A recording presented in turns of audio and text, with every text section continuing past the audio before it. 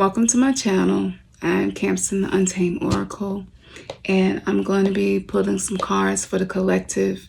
This reading is directed towards anyone who received this message, no matter when you watch this. If this is something that is meant for you, you will get something from this. So we have a new moon coming up in Gemini. And I don't really want to make this be about the moon phase.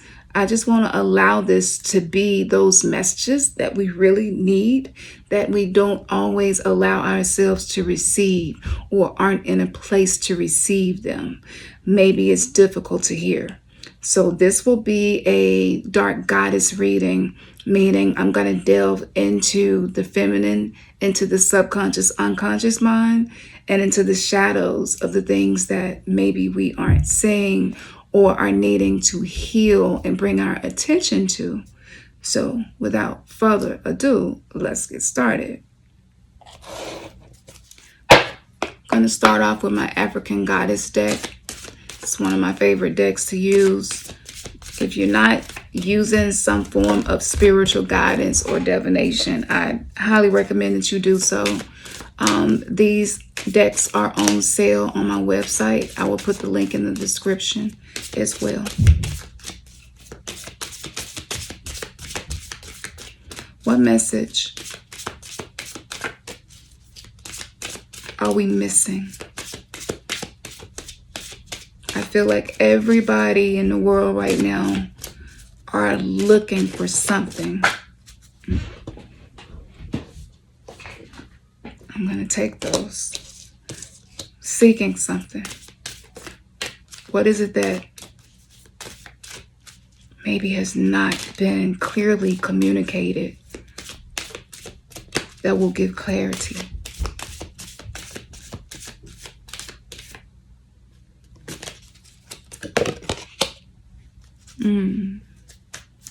So the first goddess that I have is Ngami.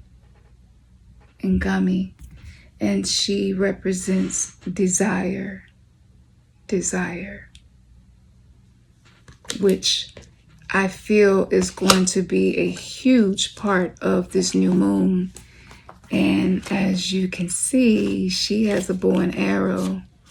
So she is aiming for something. Sometimes our desires are communicating a message to us from our subconscious mind. So let's get into it. Ngami is the goddess of desire of the Ashanti Akan tribe. Her temple is the conjurers, and her element is air. Ngami is the triple moon goddess of the Ashanti. Every new day, this mother goddess rebirths the sun, shooting life into us with her moon bow. Her lunar rays illuminate souls. The guidance that she's bringing is for you to actually dream bigger. Puny desires only constrict you. Your desires create your life, so allow them to flow boldly. A lot of times, what we desire, we may feel like it's too big for us to actually attain, or we may feel like it may cause some type of chaos and it may rock the boat. And so we will avoid the desire. And one thing that I know for sure, you avoid a certain desire long enough, it can turn into something unhealthy. It could turn into something else. So if you're constricting your own self, if you're not allowing yourself to dream bigger, it is quite possible that things are manifesting in your reality that are also limiting you. And this can cause a lot of frustration, especially for those of us who are manifesting generators or generators, peer generators in human design. This can cause a lot of frustration. So Allow yourself to dream bigger. Don't be afraid to dream bigger. You know, one of the things that I feel like awakening did for a lot of us was that we started to feel like this whole American dream thing where soul was a lie. And there's this kind of nihilistic period you go through in your spiritual awakening where it's like, what's the purpose in anything? What's the purpose in dreaming? I should just give up, forget it. But this is the time to dream. Like, dream big. Dreaming bigger allows expansion to happen. And this is just starting off with you and your mind. Remember, the universe is mental. So dream big. You never know what can happen. The how doesn't always, the how is oftentimes the reason we don't dream bigger, because we don't know how we're going to make it happen. Oftentimes the universe has a how, and it's just us being able to open up and receive this bigger dream. What do you really desire? Get specific about it. Sit and journal and write it down.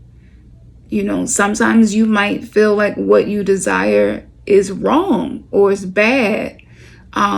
Whatever it may be, just get familiar with what it is that you desire. Get clear about it. Be specific. I want you to feel it. Like, what is it that this desire is going to bring to you? What type of fulfillment will you get from this? Is it an achievement? Is this something that you feel like will make you feel more authentic? Or is this something that will make you feel like you're on the path to your life's purposes? Because we have more than one purpose, right? So journal about it. Get familiar with it. Try to feel it as you're writing it. Feel as if it manifested. This is something that I do every night. I think about what I desire and I imagine the feeling of it being manifested as I'm falling asleep. And sometimes I literally wake up to an opportunity that I know I made room for the night before. So that's a pro tip that you can use in learning to be a deliberate manifester. The next thing, where is this desire flowing from? Is it flowing from a place of love? Is it flowing from a place of fear? You want to ask yourself that question. And just do automatic writing. Don't think about it. Just write what you think the answer may be or what you feel the answer may be. There's no right or wrong. This is self-exploration. Manifestations that come from fear-based desires keep you safe and small.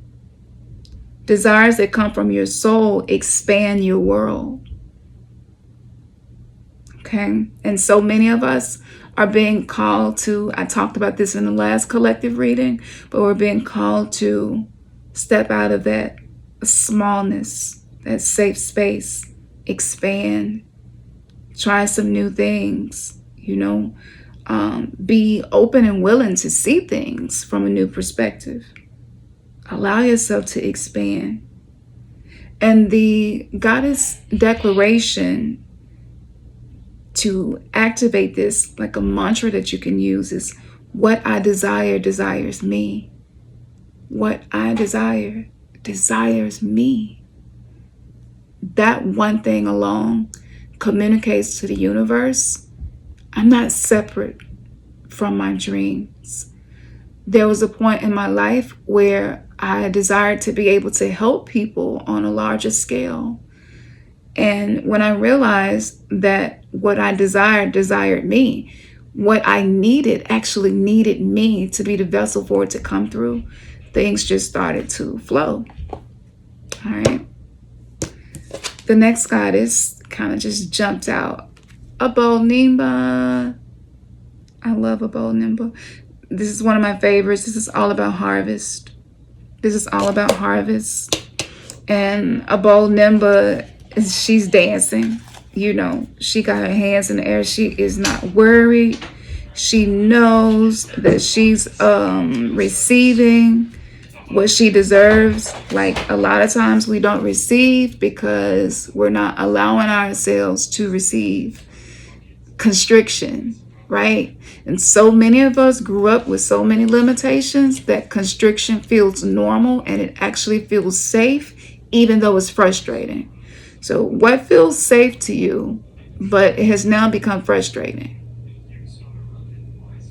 All right, just work with that question. Now, this is the goddess of harvest. She is from Guinea. Her temple is the high priestess and her element is water. Abol is a Baga fertility goddess and Nimba is her living spiritual healing mask. Together they embody the sacred feminine and abundance. Give thanks. You are being blessed. It is harvest time. Pray attention. A season of great harvest is a season of great epiphanies. You are prospering. Okay? A lot of times, what this guidance is telling me is that sometimes our harvest is something that isn't tangible or material.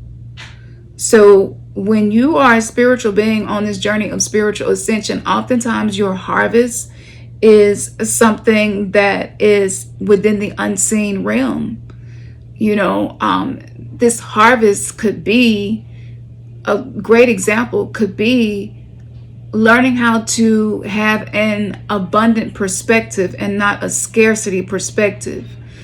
Learning how to see things from a perspective that's going to add abundance to you, that's going to allow more fertility of the seeds that you have planted, of the things that you desire, your ability to pay attention to things that will actually bring in what you desire versus being distracted and paying attention to things like stuff that represents the old you, old timelines, struggle, hustling, fighting, surviving. Like if you're paying a lot of attention to those things, then if you desire something different, if you're desiring more peace, more ebb and flow in your life, then you're not going to be able to attain that because your attention is paying for something that is reaping a harvest that represents the old you.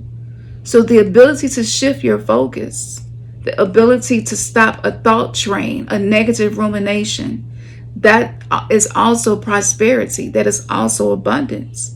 And so maybe it's something that's intangible, but oftentimes the tangible material manifestations begin as something that's intangible and unseen. So you can give thanks for that. And by being grateful for that, you also expand, you make room for more. The embodiment of this, it says, harvest is when you reap the blessings that you have sown. The harvest is not just the fulfillment of your dreams, but the creation of them. Your thoughts, your imagination, the blessing of you being here another day on this earth. This is all harvest. What seeds of generosity, love, support, goodwill can you sow in your community to create a bountiful harvest for all? When we're stuck in scarcity thinking, sometimes we don't think about the community. We don't think about the impact our individual journey has on the collective. We may not think about the impact that we're having on the smaller community, those who are around us the most. And so these are ways that you can shift your perspective so that you're not coming from a place of scarcity, but you're coming from a place of knowing that you are abundant because you have breath in your body. Like that one thing alone is abundance. What are you using that breath for? Are you complaining a lot? Are you tearing people down? Are you arguing a lot? Are you being passive aggressive? Are you saying sarcastic stuff? How are you using your breath? and shifting your focus from what you want, what you need, what your dreams are, to how can this benefit the collective? How can this benefit my community? That's expansion, and that allows the universe to give you more. And the goddess declaration for this is, we are always prospering. And this is so true. And I know for a lot of us, it may not always feel like it, but we are always prospering. If you're watching me now, you're prospering. You know, you woke up today, you're prospering. Focus on the PRP, the positive reframe practice. If something is in your life right now and the perspective from which you're looking at it is assigning a meaning to it that doesn't feel like you're prospering, shift your perspective so that you can change your reality. Now, the last goddess that came up was Long Bubby Susie, and she represents shame. Yeah, this is big right now, whether we realize it or not. And you can see she's like holding her breast. She's sitting there. She's in her indigenous drip, just ever so beautiful. But shame is something that is very insidious. It shows up in ways where we may not put two and two together. Shame has been an anchor for a lot of us. And the reality that we have created from the space of shame, it's starting to be obvious to see. And it doesn't feel good at all. So maybe you've been dealing with this and you needed to hear this, but shame is a huge collective shadow that we are healing now. And one of those main things is the shame of being different. You know, for women, the shame of being outspoken. So many things. So she is originated from Belize, and her temple is of shadows and her element is fire. Long Bubby Susie keeps the children of Belize terrified. She's viewed as a shadow monster. She has the power to kill or to nurture with her long, scary breasts that contain milk and poison. This beautiful Afro-Indigenous spirit may be a distortion of the Arawak Tano moon goddess Atabe. The guidance from her is this: you are beautiful and loved. Every part of you and your journey is beautiful, even the ugliest moments. You have a heart, soul, and breath that makes you beautiful. The embodiment from this guidance is this: you are secretly scared that you are not enough. Shame is lying to you. You are not broken, unlovable, ugly, or unworthy. Shame keeps you small and hiding. Accept yourself now. You are a bright light. Allow yourself to see who you really are. You are doing the very best that you can. You are lovable and you are complete. How many of us may have a hard time believing this as much as we needed to hear it? If that's you, there's probably some shame that you are being called to heal. And the goddess declaration you can use for this is, I am protected. I am protected. And you are. Even if you don't always feel safe, you're protected. For a lot of women right now, we're standing in this huge gap between the women of the past and modern day women. The world has changed so much, which has also changed our perspective. A lot of women are homemakers, but they have to work as well. So this is a lot for a feminine embodied being to carry. And a lot of women may not be in relationships where the weight is at least split in half. We talk about being 50-50 with bills. Has been a big talk that this is really not something that allows the feminine to blossom, because she's having to shoulder 50% of the responsibility of the bills, but she's probably carrying 80 to 100% of the weight of managing the household, managing the emotions of everybody in the household, making sure that the household is being run as smoothly as possible. It's a lot of invisible things that women do, a lot of invisible labor.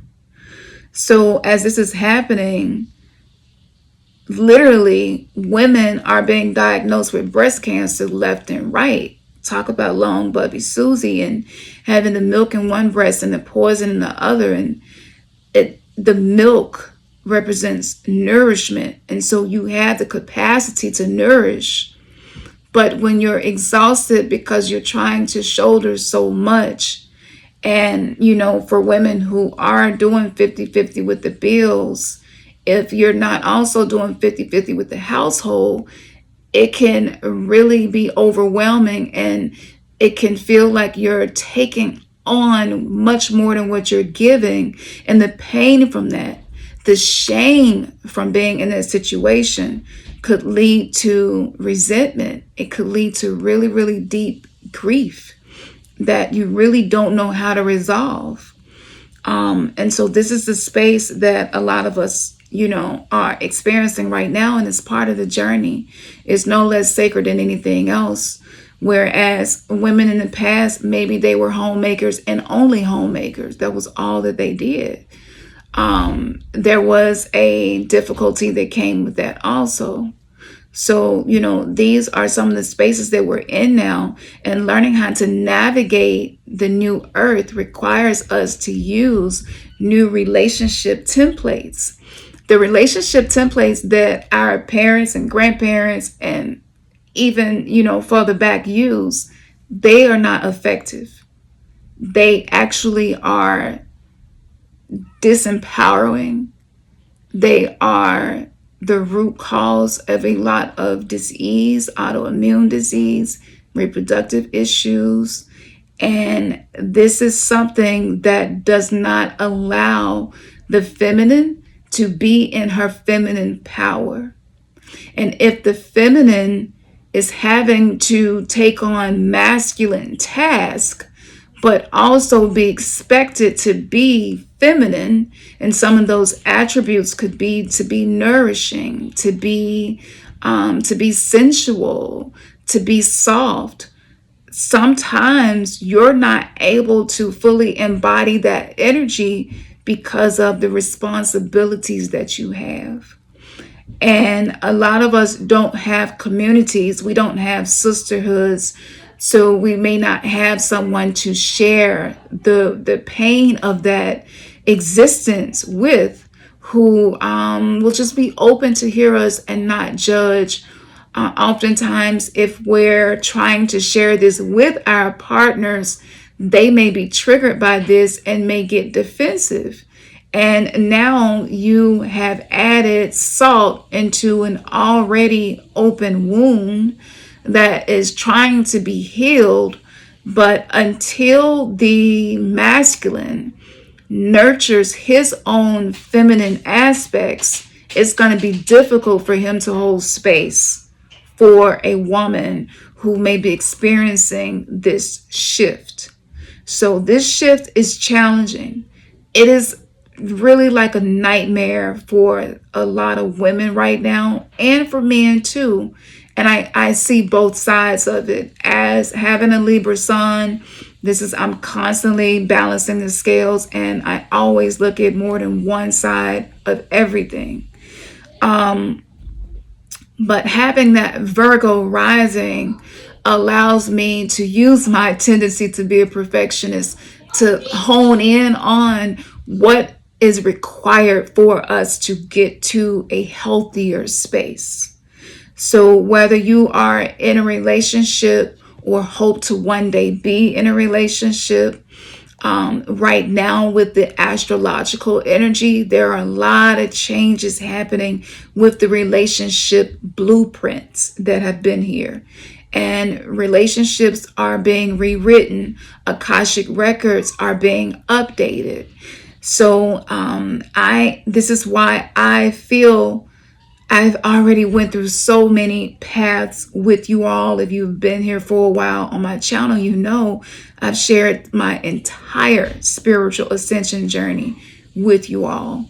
The twin flame aspect of that, the occult aspect of that, the focus on Gnosticism, left hand path, the right hand path, the middle path, studied many different spiritual systems, the laws of the universe. For those of you who've been with us for a while, you know how dedicated I have been to this journey, and just being transparent and allowing my journey to be seen. The most useful thing that I feel right now is for us to learn what it takes to heal the scared masculine and feminine aspects of ourselves, which requires inner child work. You can't separate the two. All shadow work requires inner child work. You cannot separate the two. Self-realization requires inner child work. You cannot separate the two. Healing your nervous system requires inner child work. You cannot separate the two. And whether we are more focused on philosophies that support us, paths of shamanism, mysticism, plant medicine, meditation, different spiritual practices, no matter which direction you may be flowing in right now, the one constant that I am always being reminded of and coming back to is, in order for us to have a healthier world, we need healthier relationships.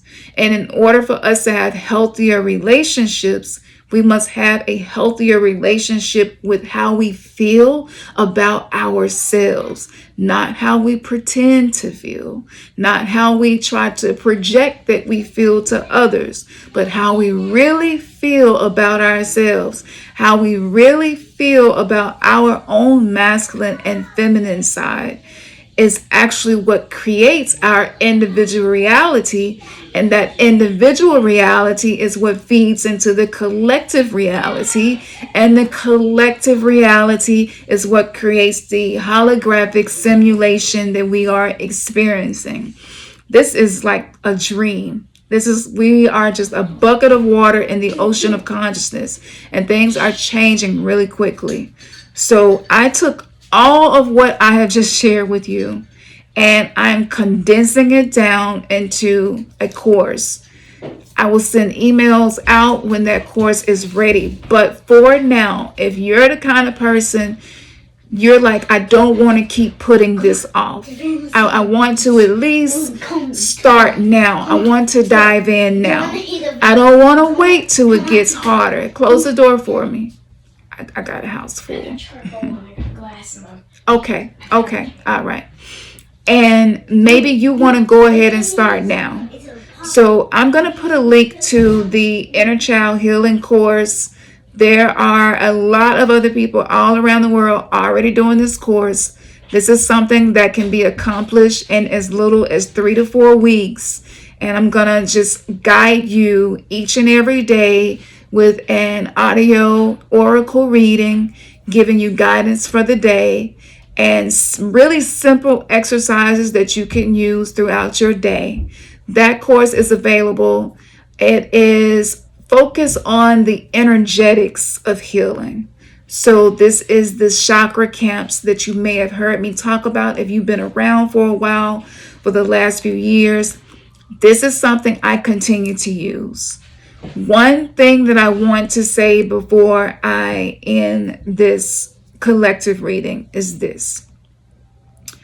You will not be able to reach the higher potential without you working on these foundational aspects. It's just not going to happen. And if you struggle with commitment, if you struggle with the discipline to be dedicated to invest in the time and energy in yourself, this course is ideal because I created this with you in mind, because I can relate. Ain't nobody got time to spend 3, 4, 5, 6 hours chanting. Most of us do not. Most of us do not have the time to spend doing a lot of other things that are useful. But because I have used many different forms of alchemy and transmutation, and I'm a white galactic wizard, as that being my galactic signature, it gives me the capability to condense complicated things, simplify them, and they still carry effectiveness for transformation. And I'm a manifesting generator, and I have this internal motor for the things that I'm passionate about. And so I'm able to channel that energy into how can I simplify this?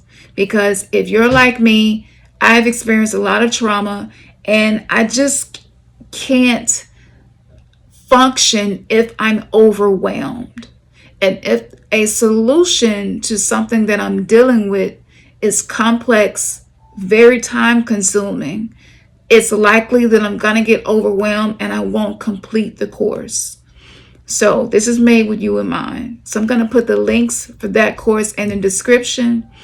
I highly recommend, if you are new to Camps in the Untamed Oracle, go back. I'm talking about 1, 2, 3, 4, 5 years back, and just binge watch and absorb as much as you can. I've given so much for free that I can't see why you would not be able to change anything in your life that you desire to change. And if you stayed and watched me this long, I know that you're serious about your journey. And I hope that you realize that you're serious about your journey as well. We're going to keep going. I am pretty much, I got a lot that I'm going to be bringing, because the last trimester of this year is going to call the spiritual soldiers to stand on the front lines, equipped, lacking nothing, knowing that you are everything that you need. And the way to accomplish that is by mending your soul's remnants, gathering everything that you have experienced in your life. There is so much supernatural power in the shadows of your experiences. I am not about spiritual bypassing. I want to make sure that you can take your trauma and turn it into triumph, that you can take your pain and turn it into purpose. And this is what I've committed myself to do. And so many people's lives have been inspired to evolve into something that maybe they didn't even believe possible. And a lot of people that have been on this journey with me have moved into other journeys and other things. And this is absolutely what I hoped for, is that we would be able to find our individual paths that are nourishing to our souls, allowing us to become the I divine version of ourselves. New verse that's in you, okay? And the new represents the negrito. This is the darkening, the shadow aspects being made anew. The in you is the in you, what's in you. The universe is in you. You are the microcosm of the macrocosm. You are as phenomenal as the stars that we walk under and look at with wonder. You have all of that within you. It is in you. And if the universe is mental, shifting your mindset can change your universe. And this is why the store is called the New Verse. So head over to newverse.com, newverselive.com, because so many of us are craving to feel more alive, but we don't quite know how or what we need to do that. So we provide spiritual tools that are based on my spiritual gifts, what I use myself. I'm not going to sell you anything that I am not using and that has not been effective for me. So check out our spiritual shop. And if you would like to book a reading, you can do that as well. I'm going to close my schedule soon, but it's open right now. It's pretty booked up. So if this is resonating, go ahead and book your reading. And thank you for those of you who I needed to reschedule your reading, because sometimes I have an influx of people and it's more than I can handle. It's just me managing this. And so I appreciate you for being okay with having to reschedule. I get it. Sometimes you want to do things when you want to do it. But thank you so much for saying that I'm a human being. I'm not perfect and I'm doing the best that I can as well. But it is important that I don't allow myself to be burnt out, or I can't be a vessel of love for anyone else. All right. Namaste, namaste. One love. Ashe.